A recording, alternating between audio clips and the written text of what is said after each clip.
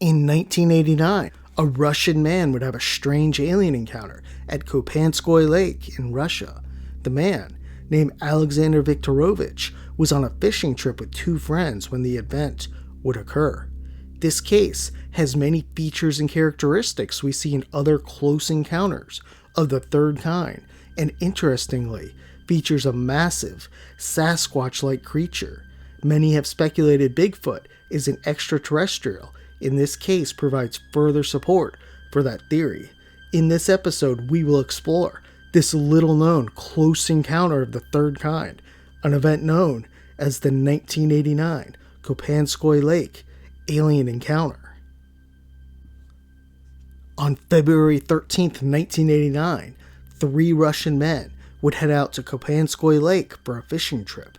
Strange events would begin almost initially when the three men were fishing and would spot a UFO in the sky. The object appeared as a bright white light. As the men watched it, it came closer and closer, growing brighter and brighter until it finally stopped and shot off quickly to the east.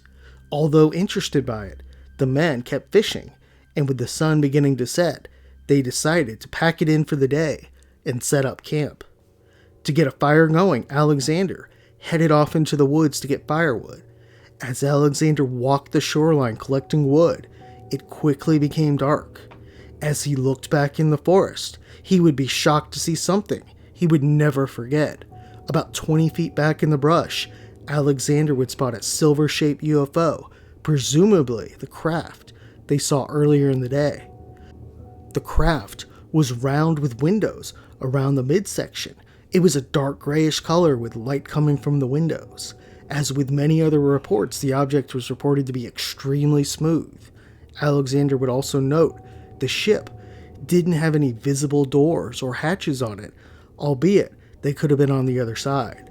Then, Alexander would notice a being walking toward the back left of the object.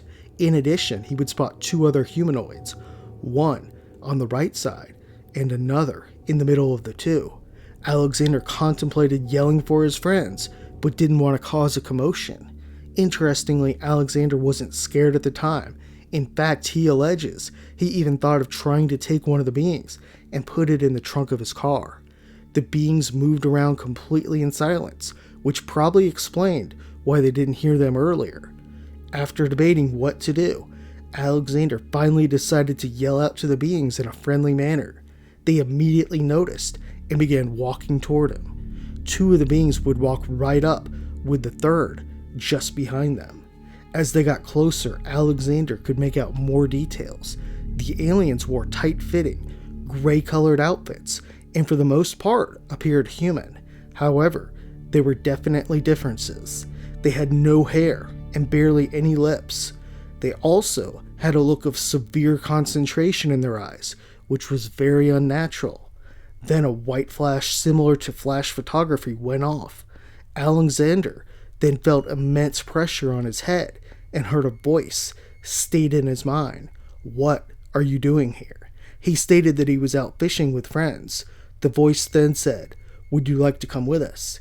He didn't answer and thought about it when the voice would then say, "You will not return.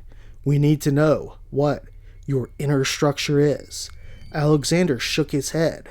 What happened next would be something we see all too often in these close encounters of the third kind. The voice stated in a very threatening manner, "If you start a nuclear war, we will destroy you." Like so many cases we have covered on this channel, the beings took a keen interest in nuclear weapons and preventing humans from using them. In addition, it should be pointed out that this event occurred 40 kilometers from the town of Sosnovy Bor, where a nuclear plant was located. What happened next would truly astonish Alexander. Just behind the trees, he would spot a massive ape-like creature come barreling through. The Goliath figure was around 12 feet tall and towered over everyone. The creature seemingly communicated with the beings, and after a minute or two, all four walked back toward the craft. During this time, a stunned Alexander watched in amazement. Then a minute or so later, he would see the craft rise into the air slowly, a bright white light flashed and the UFO was gone. What can we make of this obscure Russian case? In general, it seems pretty credible for several reasons. First, the experience and report is very typical from what many say. The beings communicated using telepathy, something we see many times. In addition, their appearance is something we have seen in other cases too. They appeared humanoid and human-looking, but not like Nordic or tall whites, and wore tight-fitted, gray outfits. The one thing that surely stands out too is the lecture around nuclear weapons. This happens time and time again, and often is pretty confusing why these entities lecture average people around nuclear weapons. Many point out these individuals have no control over the events and raise the question, why don't the beings approach world leaders? These are legitimate questions, and our best guess is that despite being very advanced technology, they don't fully grasp human society and how it functions. In looking down from the stars, for example, it might appear everyone in the United States has the same level of influence, but we know that's clearly not the case. This raises the question around nuclear weapons and the fears from the beings. It's widely speculated that when the first atomic bombs went off in the 1940s, that sent shockwaves and was heard, for lack of a better term, around the universe.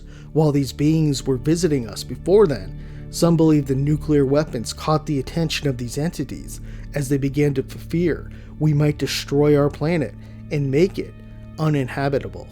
Some have speculated, though, the concern from these visitors over nuclear weapons is an interdimensional problem. As such, one hypothesis is that these weapons can open up some type of rip or portal to another world. Of course, this is all theories, and there's no evidence backing much of the interdimensional theories. One thing that stands out in this case is the Bigfoot sighting. It's theorized by some that Sasquatches are actually extraterrestrials. There's quite a number of cases where individuals on crafts have reported seeing Bigfoot-like creatures along with Greys and Nordics. One example of this is a case we covered on this channel named the Gateshead Grey. In this case, a boy reported seeing a Bigfoot-like alien with other ETs. In addition to abductees seeing Sasquatches on crafts, if they are ETs, it would help explain why they disappear so fast and why we've never found a corpse. Many Bigfoot researchers disagree with this hypothesis, though, and state that Sasquatches are of this earth and elusive because that's how they are. Coming back to the case, it's surely an interesting one, with many traits we see time and time again.